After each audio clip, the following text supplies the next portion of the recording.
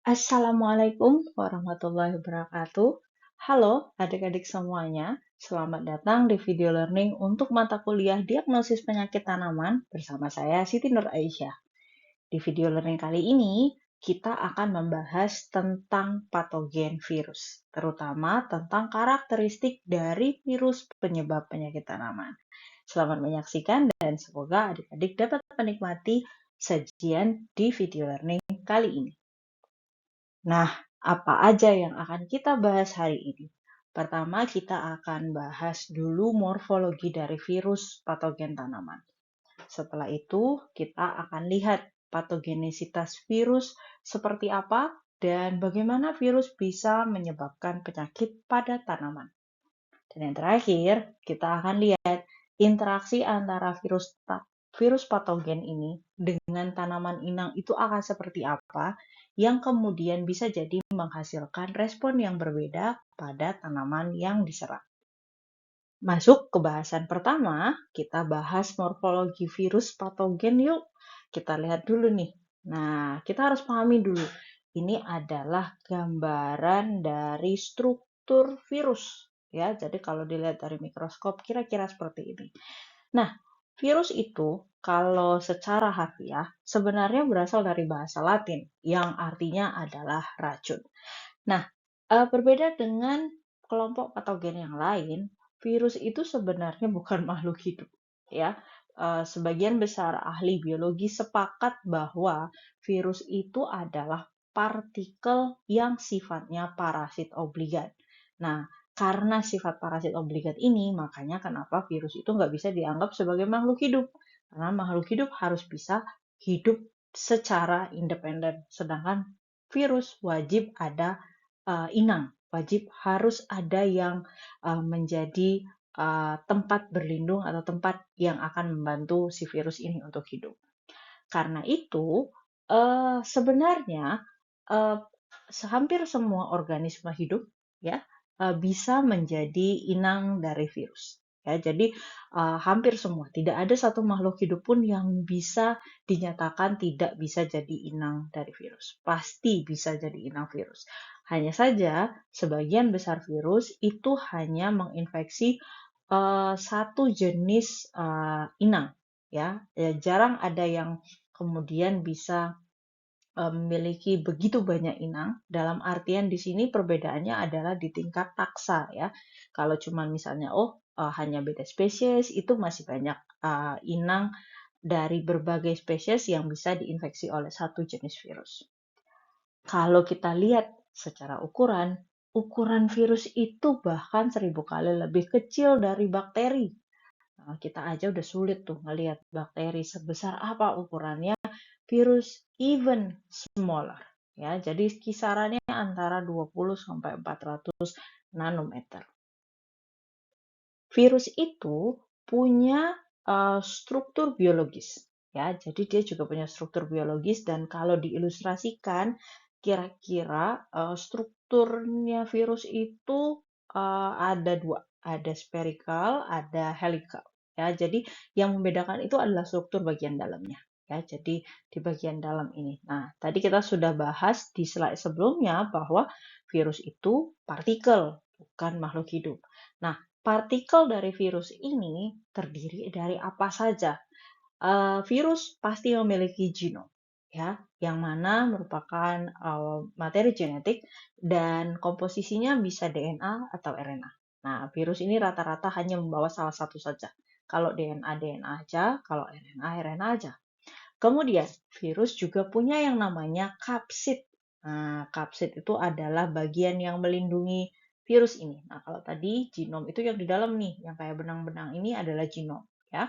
Nah, sedangkan kapsid itu yang melindungi ini, selubung protein terbuat dari protein ya, yang melindungi materi genetik yang ada di dalamnya. Kemudian, virus juga memiliki yang namanya envelope dan sebagian juga memiliki matriks. Nah, envelope ini yang bagian paling luar. Ya, matriks itu yang tengah. Nah, biasanya envelope dan matriks ini tersusun atau terbuat dari membran lipid berlapis dan biasanya menjadi pelindung luar dari kapsid. Nah, karena dia partikel, jadi memang virus ini didesain untuk memiliki lapisan pelindung yang tidak cuma satu, tapi juga ada beberapa, supaya dia tidak gampang rusak, ya, tidak gampang hancur. Nah, struktur virus ini sangat berperan besar, terutama terkait dengan fungsinya sebagai patogen. Ya, karena kemampuan virus dalam menginfeksi sel inang juga ditentukan oleh struktur virus itu sendiri. Dan karakteristik dari kapsid maupun envelope, ya, jadi envelope dan kapsid ini ternyata juga punya peran dalam menentukan kemampuan virus untuk bisa menempel ataupun masuk ke dalam sel inang, ya, karena virus nggak bisa masuk dengan sendirinya, butuh ada bantuan. Dan ketika sudah di dalam pun butuh mekanisme untuk bisa melindungi agar virus ini bisa bertahan selama di dalam tubuh inangnya. Sekarang kita bahas lebih lanjut. Ya, kali ini kaitannya dengan klasifikasi virus berdasarkan struktur biologisnya. Saya tidak akan bahas terlalu dalam tentang perbedaan masing-masing ini ya, nanti adik-adik silakan cari referensinya lebih lanjut jika memang tertarik untuk tahu lebih banyak. Tapi kalau kita lihat secara struktur, kita bisa bagi virus itu menjadi 4 jenis atau 4 kategori ya. Ada helical, helical itu bentuknya seperti kumparan, seperti pegas ya. Kemudian ada polyhedral. Polyhedral ini seperti 3D dari semacam segi 8. Nah, jadi 3D-nya, versi 3D-nya. Kemudian ada yang spherical, jadi berbentuk bola, ya. Dan yang terakhir adalah yang kompleks. Nah, ini tuh biasanya sering menjadi ilustrasi kalau kita cerita virus, ya. Jadi dia semacam ada kepalanya, terus punya kaki, ya. Padahal ini biasanya cuma ada di bakteriofag. Nah, kalau kita lihat spesifik terkait tanaman, ya, virus patogen pada tanaman, ini beberapa contohnya nih, teman-teman, ya, kita bisa lihat nih, rata-rata bentuknya ke arah antara polyhedral, ya, rata-rata nih misalnya seperti alfalfa mosaik, kemudian ada yang misalnya motovirus atau mosaik virus, ya, dan ini masih banyak banget variasinya yang lain. Nah, tapi yang perlu dipahami adalah sebagian besar virus patogen tanaman itu jarang sekali ada yang memiliki struktur semacam struktur kompleks ini. Rata-rata antara spherical atau polyhedral. Ya, helical ada tapi nggak begitu banyak. Misalnya kayak tobacco mosaic virus ini dia bentuknya helical, tapi rata-rata yang dominan itu antara spherical atau polyhedral. Kita masuk ke bahasan berikutnya, yakni tentang patogenesitas dari virus patogen tanaman. Patogenesitas itu sebenarnya diartikan sebagai kemampuan patogen untuk bisa menyebabkan penyakit. Nah, sekarang sebelum kita bahas gimana cara virus bisa menyebabkan penyakit pada tanaman, kita harus tahu dulu gimana cara virus bisa masuk ke dalam sel. Ya, apalagi kayak tadi, kita taunya dia itu parasit, ya. Dia bukan makhluk hidup yang bisa jalan sendiri dan jadinya jadi pertanyaan nih, gimana caranya bisa masuk ke dalam sel, apalagi sel tanaman yang punya kompleksitas setinggi itu. Ya, nah kalau dilihat di sini, cara virus bisa masuk ke dalam sel tanaman harus ada perantaranya, yang kita kenal dengan istilah serangga vektor. Nah, serangga vektor ini akan membantu virus untuk bisa masuk dengan dua cara. Ya, ada yang memanfaatkan serangga penghisap.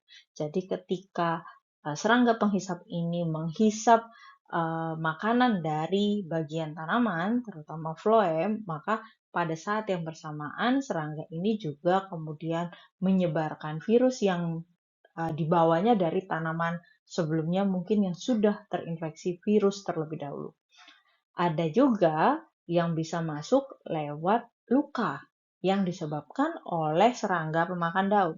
Nah, kalau ini kan tadi lewat hisapan ya. Jadi proses sucking dari serangga ini kemudian mengalirkan virus.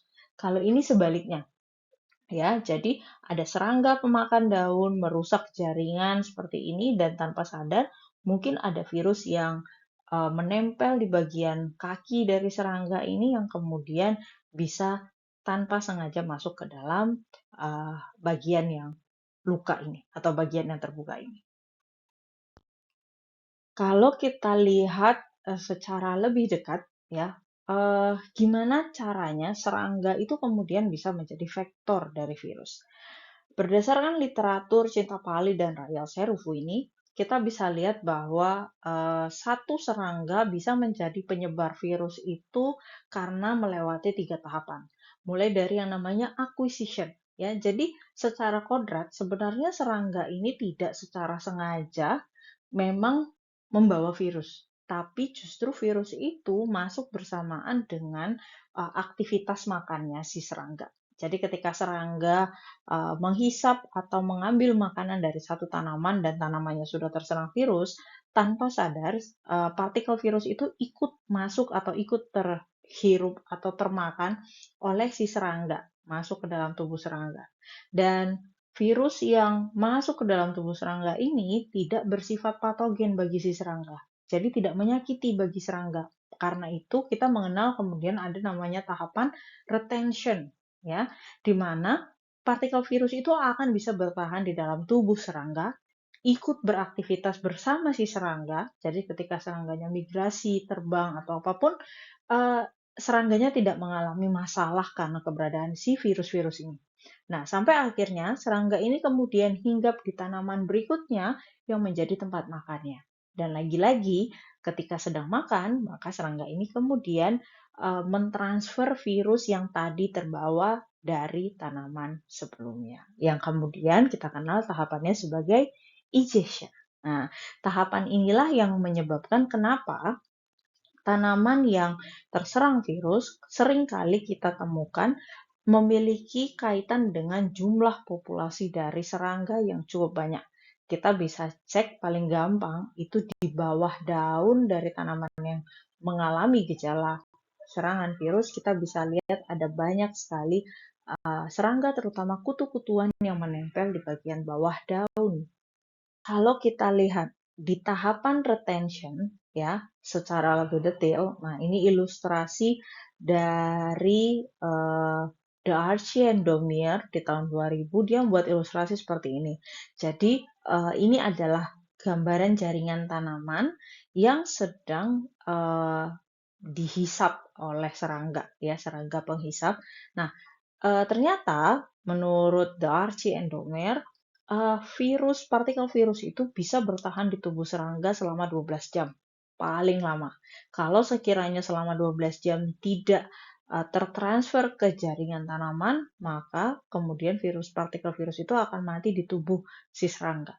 Ya, akan kemudian tidak berfungsi. Oleh karena itu, ketika serangga kemudian menghisap ataupun melakukan aktivitas makan di jaringan tanaman, tanpa sengaja otomatis akan melepaskan virus-virus. Kita bisa lihat yang titik-titik hitam ini adalah virus, ya.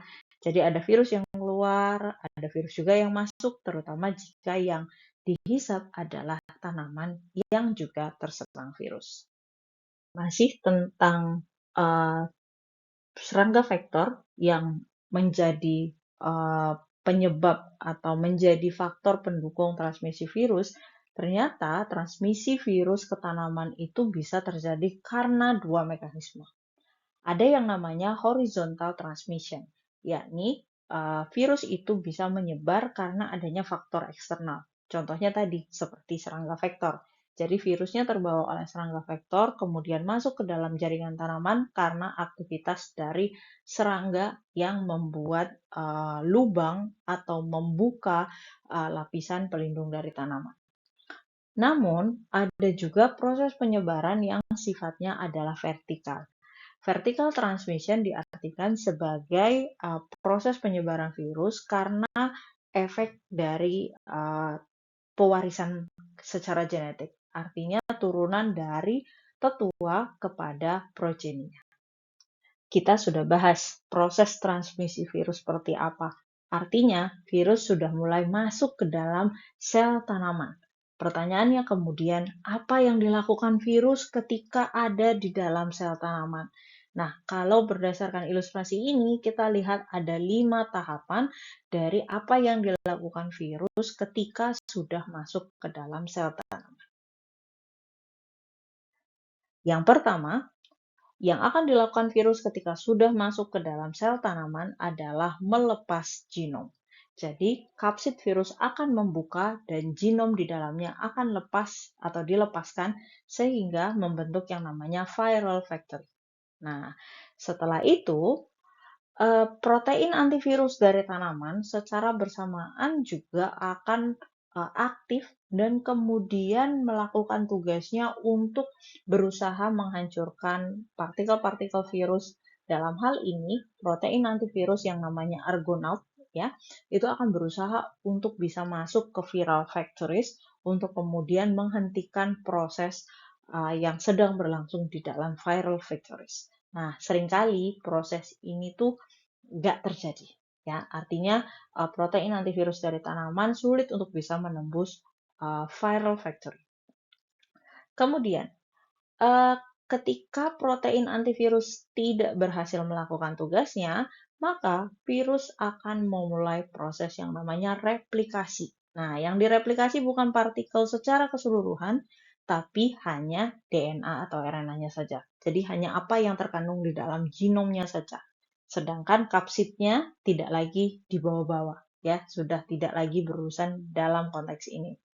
Setelah itu, setelah memperbanyak pasukan yang dilakukan oleh virus, kemudian akan melakukan perpindahan. Nah, biasanya virus akan mulai bergerak dari satu sel ke sel lain atau bergerak ke area yang lain atau jaringan yang lain. Sehingga kita menemukan adanya dua mekanisme pergerakan. Yang pertama itu local movement, di mana virus bergerak dari satu sel ke sel lain lewat plasmodesmata. Nah, ini namanya local movement. Sedangkan yang bergeraknya lewat jaringan pembuluh, ya, kita sebut sebagai systematic movement. Nah, systematic movement ini memungkinkan virus bergerak dari satu organ ke organ yang lain. Pembahasan kita yang terakhir akan fokus pada interaksi virus patogen dengan tanaman inang. Kita akan lihat sebuah ilustrasi yang menggambarkan gimana tanaman inang itu merespon keberadaan virus patogen. Dari ilustrasi yang digambarkan oleh Di Carli et al. Tahun 2012, keberadaan virus ternyata bisa direspon dengan dua cara oleh tanaman inang. Ya, jadi kalau misalnya virus yang masuk itu berhasil memunculkan interaksi yang sifatnya kompatibel, maka proses yang tadi, yang sebelumnya kita ceritakan, di mana virus melakukan replikasi, melakukan genome replication, ada ekspresi gen dan lain-lain, akan terjadi. Kalau yang kemudian direspon oleh tanaman adalah compatible interaction. Nah, di sini biasanya akan lanjut nih. Kalau sudah dia berhasil memperbanyak diri, maka akan menghasilkan gejala, akan nyebar, ya, akan nyebar dari satu sel ke sel lain atau dari organ satu ke organ yang lain, sehingga kemudian kita bisa mulai pelan-pelan melihat keberadaan gejala. Ya, gejalanya macam-macam, bisa mozaik, bisa mangkok, bisa kuning dan lain-lain. Sementara itu, kalau yang terjadi bukan compatible interaction, melainkan incompatible interaction, ya, jadi ketika virus ini masuk, tanaman itu kemudian menjadi hypersensitif, ya, atau kalau bahasa sekarang itu jadinya sensi. Nah, kalau bahasa sekarang, ya, jadi tanamannya ternyata mengeluarkan respon yang namanya hypersensitif atau HR. Nah, respon ini kemudian akan memicu yang namanya program cell death, atau dalam istilah biologi kita kenal dengan istilah autofagi. Artinya apa? Ketika virus ini masuk ke dalam jaringan tanaman, maka tanaman akan langsung mematikan jaringan yang diketahui ada virusnya. Ya, jadi semacam alarm gitu. Jadi tanamannya ketika kemasukan virus langsung kemudian alarmnya bunyi dan alarm itu kemudian akan langsung memancing proses mematikan, ya, mematikan jaringan yang dimasuki oleh virus tersebut. Sehingga ketika case-nya seperti ini, hypersensitive responnya muncul, maka tanaman kemudian tidak jadi terserang oleh virus. Tidak sampai kemudian mengeluarkan gejala dari penyakit virus tersebut. Demikian video learning kali ini. Terima kasih adik-adik semuanya sudah meluangkan waktu untuk mendengarkan video learning ini. Semoga informasi di video learning kali ini bisa dengan mudah adik-adik pahami, dan saya sarankan adik-adik juga membaca literatur-literatur lain yang terkait ya, supaya menambah wawasan adik-adik tentang materi ini. Sampai ketemu lagi di video learning berikutnya. Saya akhiri, wabillahi taufiq wal hidayah. Wassalamualaikum warahmatullahi wabarakatuh.